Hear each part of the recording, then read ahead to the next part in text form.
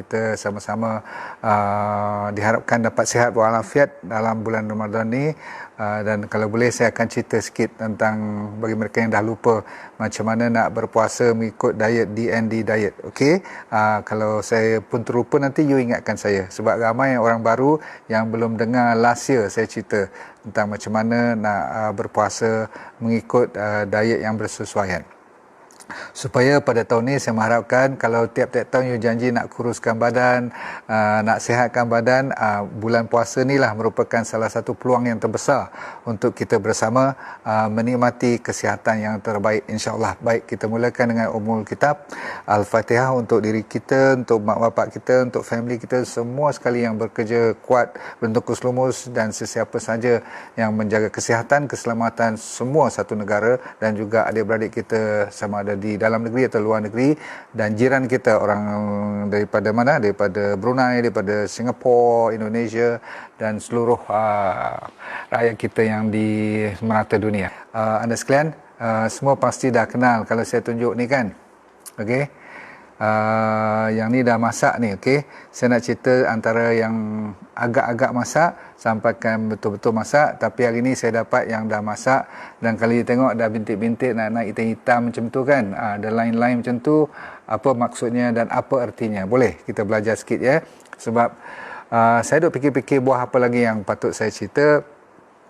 Saya kalau boleh nak cari yang murah, yang senang dapat, dan memang di merata-merata pelusuk pun boleh dapat. Bahkan di kampung lagi banyak dapat free pun, dan tanam sendiri pun lagi baik. Yang kita duk beli kat supermarket atau di market ni, kadang-kadang you tahulah kan apa dia campur, direndam dalam apa sebelum dia hantar kat market kita. Sebab tu you tengok dia sebelum sampai tu hijau, cantik, keras je. Bila kita bawa balik rumah je kuning sikit, lepas tu 2 hari je dah mula jadi macam ni kan kadang-kadang.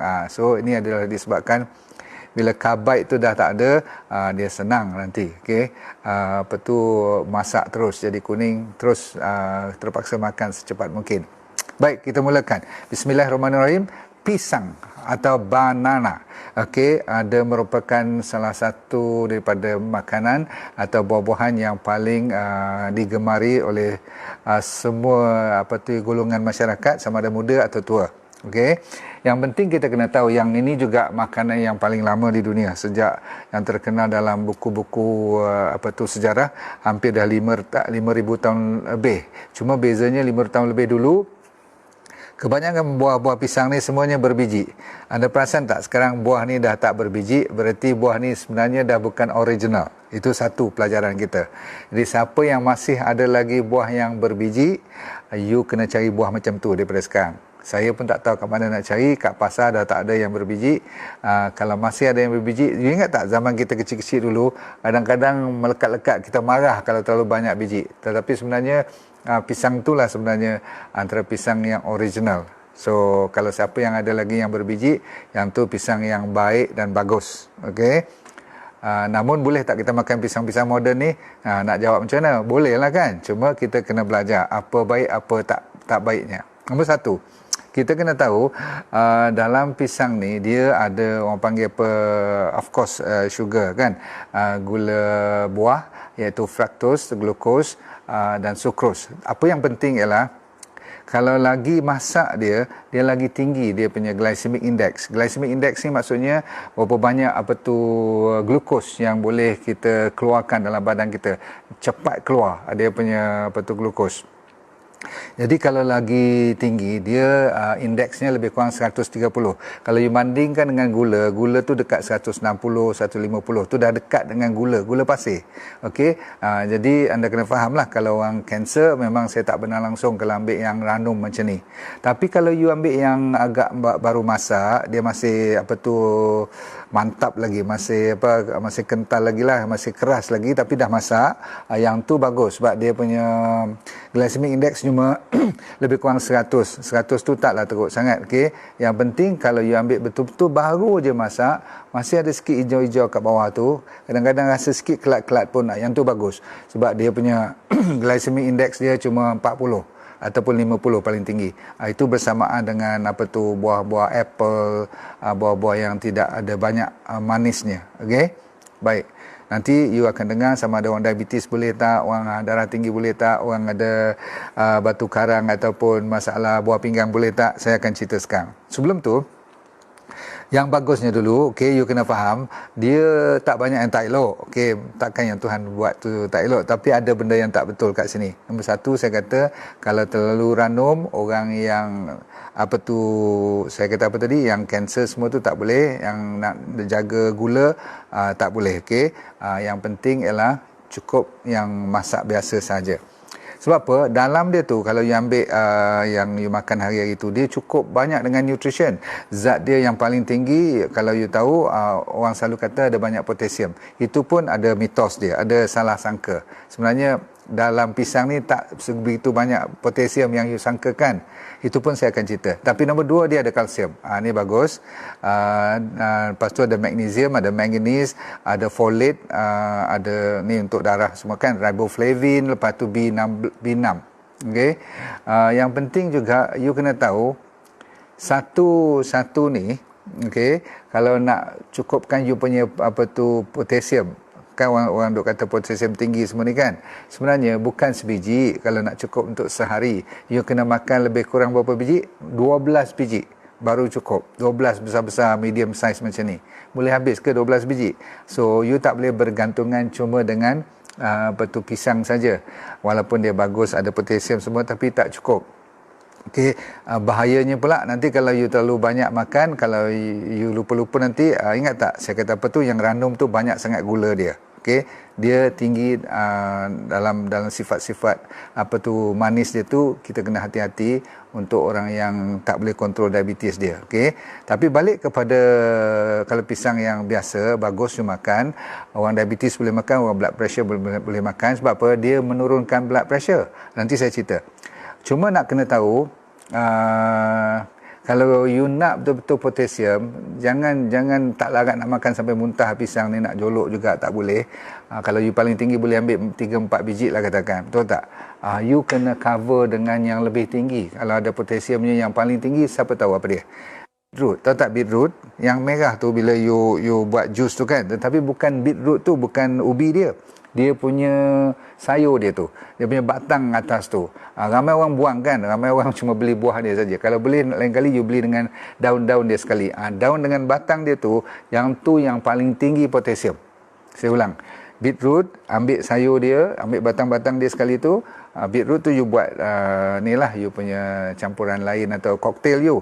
Tetapi dia punya batang tu paling tinggi, sampai 3 kali ganda powernya daripada pisang ni. Jadi kalau you ambil beetroot punya sayur tu, dia punya batang dengan dia punya daun dia tu is the best. Nombor 2 yang terbagus ialah avocado.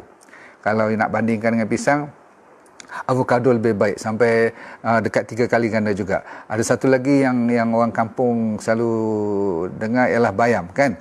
Jadi bayam atau kangkung ni, saya selalu cerita bayam dengan kangkung ni jangan diperkecilkan. Terutama sekali bayam, dia kuat dengan potasium, ada iron dan sebagainya. Jadi kalau you makan pisang, jangan makan pisang sahaja. Itu maksud saya. Kalau orang kata, aku nak kuatkan badan, nak cari potasium semua, wrong. It's wrong. Sebab sweet potato lebih banyak lagi. Sweet potato apa? Ubi keledek. Ubi keledek kalau sama saiz dengan ni, dia kalau you makan dia lebih tinggi dia punya potasium dan mineral-mineral lain. Jadi potato, ubi kentang pun 2 kali ganda. Sampai cendawan pun boleh potong dia. Berarti janganlah you all terlalu takutkan pada potasium. Setengah orang yang ada sikit masalah buah pinggang, dia tak mau langsung letak makanan pisang ni. Itu salah tu, faham tak? So of course kalau you ada kidney failure, itu lain cerita. Sebab yang tu kalau salah potasium sikit lebih pun dah mula menjadi masalah. So sekarang kita sambung cerita 15 manfaat yang saya janjikan. Nombor 1, tenaga. Sebab dia kan tinggi dengan glukos ataupun fructose, gula buah ni, maka dia senang. Kalau siapa yang exercise, siapa yang suka buat kerja berat, pisang. Sebab tu kalau you tengok, kalau selalunya orang main tenis lah kan, ataupun orang main game apa-apa, masa dia break je dia pergi cari pisang, betul? Sebab dia cepat, very fast. Dia punya penghadaman pisang glukos dia tu untuk bagi tenaga. Nombor 2, dia bagus untuk jantung. Okey, dah didapati sebabkan walaupun dia potasium tu saya kata tadi tidaklah setinggi beetroot atau avocado atau bayam, tapi dia cukup. Kalau you makan katakan 5-6 biji sehari, jantung you dari sudut potasiumnya setengah daripada recommended daily allowance tu dah dapat dah. Okey. Juga disebabkan dia kurang sodium, dalam ni kan dia tinggi potasium kalau dibandingkan dengan garam. Sodium. Okey, sodium dan potasium ni dia macam abang dengan adik. Okey, dua-dua mesti ada. Kalau sodium tinggi sangat, potasium turun, bahaya untuk jantung, bahaya untuk blood pressure pun. Okey, kalau potasium tinggi sangat, sodium rendah sangat pun tak boleh juga. Dia kena ada balance. Lebih kurang 1 sodium, 4 potasium. Itu agak balance lah sikit kan. Faham tu? Okey. So yang penting ialah darah bagus untuk kita makan pisang ni sebab dia ada B6, dia ada juga iron, zat besi. Jadi orang yang ada masalah anemia, okey, bagus.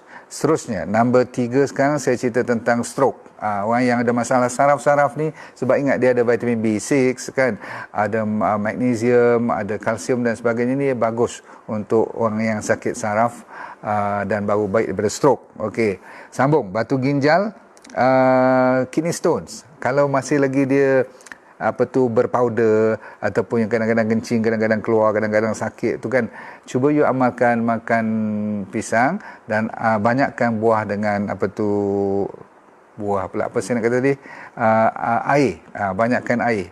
Okey, air of course lah, you kena calik garam semua tu kan. Okey, so bagus. Okey, pisang boleh digunakan. Kalau batu tu belum tersangkut, kalau dah sangkut, jangan nak pergi telan pisang, nak mengharapkan pisang tu tolak batu tu keluar pula. Itu tak masuk akal. Ada satu lagi kebaikan dia, khasiat dia adalah untuk otak. Didapati orang yang rajin makan pisang walaupun 3-4 biji sehari, dia amalkan juga secara istiqamah, dia meningkatkan you punya serotonin. Serotonin ni adik-beradik dengan dopamin lah.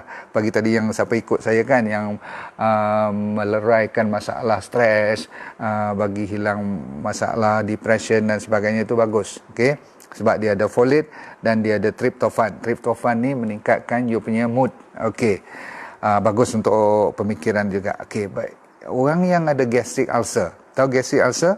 Yang ada gastritis, yang dah ada ulcer lah dalam perut ni kan, kadang-kadang you rasa dah macam luka dan sebagainya. So please, you jangan lupa cari makanan seperti buah pisang ni. Ya, kalau you tak lalu apa pun hari tu, tak mau makan apa pun, amalkan makan pisang. Okey, sekurang-kurangnya ada tenaga dan dia membantu memperbaiki lapisan perut you. Okey, faham? Okey, juga didapati orang yang rajin makan pisang ni sebab dia juga ada fiber. Tahu fiber? Fibernya nama pectin.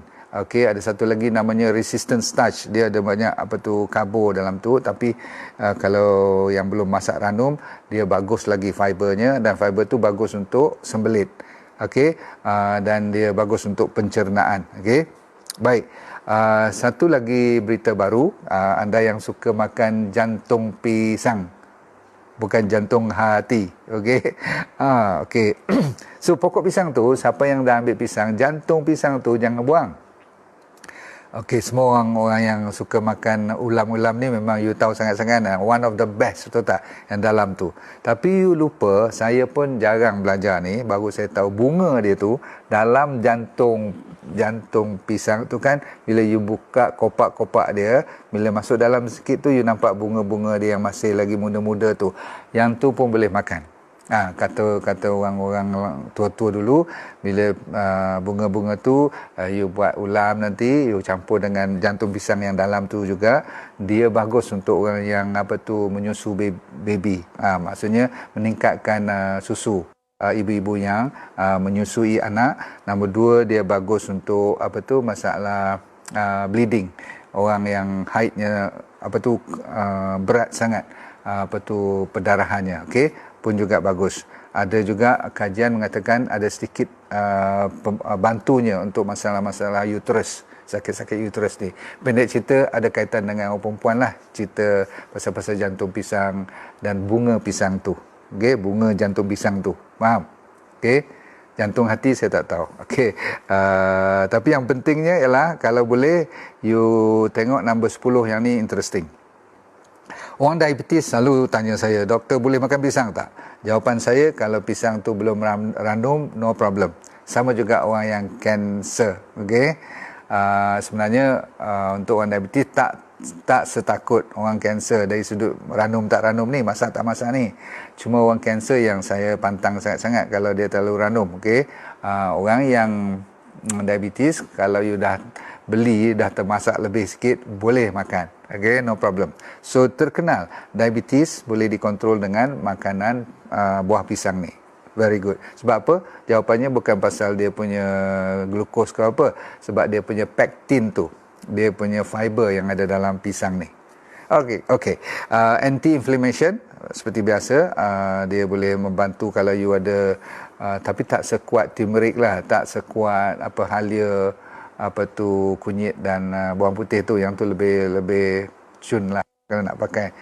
Saya tak makan ni untuk tujuan nak hilangkan gout saya, tak. Okay, ni tak terkenal dengan untuk gout semua. Sendi-sendi tak ada. Okay.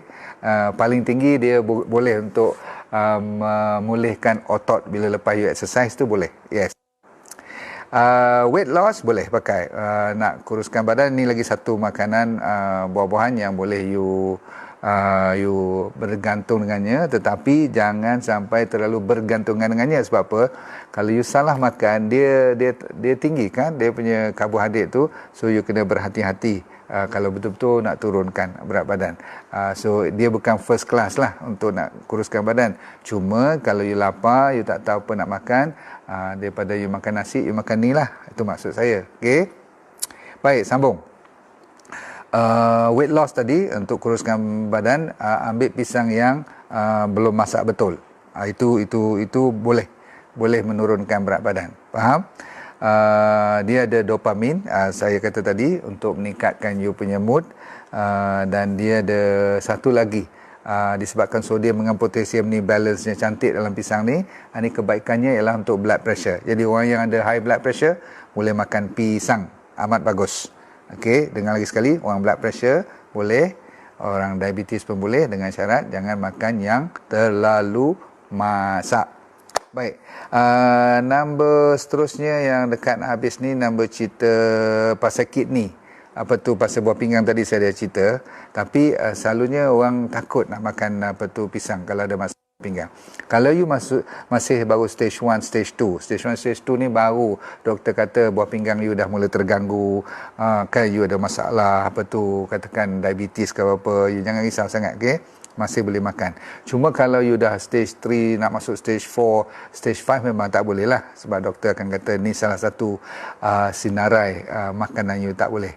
Okey, kalau dah gagal buah pinggang you. Tapi kalau masih peringkat awal, masih bagus. Dah didapati kajian mengatakan orang yang sihat walafiat, kalau dia nak mempertahankan menghindar daripada penyakit buah pinggang, dah lah pula. Kalau orang sakit buah pinggang betul, tak boleh. Tapi kalau you peringkat awal ataupun belum sakit, bagus pula makan pisang. Okey. Baik. Last ialah masalah mata, penglihatan you. Disebabkan dia ada vitamin A, dia ada vitamin C, walaupun tak begitu tinggi, kalau you amalkan, dia membantu untuk mereka yang ada masalah blur. Blur tu apa? Dia kurang nampak ataupun cepat sangat rasa macam rabun mata dia ni, so you kena hati-hati. Baik, kita tutup cerita dengan kulit dia. Saya pernah buat eksperimen ni, dan memang boleh dipakai. Nombor satu, untuk gosok gigi. Saya pakai ni macam ni, you buka. Anda pernah buat kan? You ambil macam tu. Ni macam ni. Okey. Kulit je satu macam ni je. Nampak ni? Boleh? Boleh Ni yang penting ni yang putih ni akak. Abang. Tengok So, nak tunjuk ke? You gosok lah. Takkan saya nak gosok kat sini kot. You ambil ni, you gosok. Banyak ni pun saya ingat sekali gosok dah cukup. Jadi kalau satu pisang ni, you buat tak larat nak habis. Seminit pun tak habis. Okay? So bagi saya, Tuhan bagi dahsyat sampai kulit dia pun boleh pakai untuk cuci gigi. Memang bagus. Okay? Dalam dia, nombor 2, dia punya putih dalam ni juga ni, yang you nampak macam bersabut sikit dalam ni kan. tadi ni, yang putih-putih dalam ni, you boleh sapu, kalau boleh you campur dengan sedikit rendam sikit apple cider vinegar. Tahu apple cider vinegar? You cairkan dulu sedikit apple cider vinegar tu, lepas tu you korek ni isi dia tu, you macam campur dia, you samakan, ratakan dia, lepas tu you sapu kat tempat-tempat yang ada kutil. Tahu kutil tak? Okey. So ramai kadang-kadang orang ada kutil-kutil, jaga baik-baik. Kalau kat mata tu jaga baik-baik, kalau kat sini semua tu boleh you you pedapkan hari-hari, tengok lepas 2 minggu apa jadi. Jerawat pun sama juga caranya. Okey, lepas tu psoriasis. Okey. Tapi kalau anda tak tahan dengan apple cider vinegar tu, pastikan you cairkan, larutkan dulu dengan air sedikit, baru you campur ni, yang you korek-korek ni, ambil sudu, you kikis dia, kikis, you main sikit-sikit kat situ. Ada orang ni ramainya di kampung-kampung lah, dia ambil kulit ni, dia kikis yang putih dalam tu, dia buat campur dengan kuning telur. Tahu kuning telur kan? You buat mask untuk kulit. Kata dia orang, kalau campur dengan dalamnya isi kulit pisang ni, you akan jadi lebih awet muda, sebab dia menghilangkan krepot ataupun kerutan mata-mata kita, ada crow's feet dan sebagainya ni kan, ada macam ni. Tapi saya orang lelaki, saya tak kisah sangat kan. Tapi saya pernah buat lah benda tu. Cuma kadang-kadang bila dah lama sikit, lepas 15 minit dia dah kering tu kan, dia jadi berketang tau, orang utara kata. Dia naik jadi cekang lah kan. So yang tu saya kadang-kadang naik malas lah. Tapi you all kalau rajin, you buat lah. Lepas setengah jam ke 1 jam ke, you basuh lah nanti, no problem. Boleh lah, zaman-zaman PKP ni apa lagi you nak buat kan. Main dengan pisang je. Makan isi, kulit you jangan buang. Orang bubuh sampai kat jeragat pun, ataupun yang ada bekas-bekas luka lama-lama sikit kat mana-mana ke, you boleh sapu ni. Okay, sebab dia ada apa? Dia ada antioksidan, dia ada antifungus pun. Faham? Antifungus. Okey. Baik, ujung-ujung sekali ada orang buat mask sama macam saya cerita tadi untuk memutihkan kulit. Yang tu saya tak tahulah jadi ke tak jadi, tapi orang perempuan boleh jawab lah. Okey, sebab dah ada orang buat. Macam mana dia buat pula tu? Dia campur dengan oatmeal yang kita makan pagi-pagi tu. Lepas tu dia campur dengan kulit pisang punya dalaman dia tu, dan dia campur dengan madu. Madu ni mungkin sebab campur dengan madu dengan oatmeal kot, dia ada kasar-kasar sikit. You buat macam scrub ke, ataupun selalunya dia bagi jadi macam mask.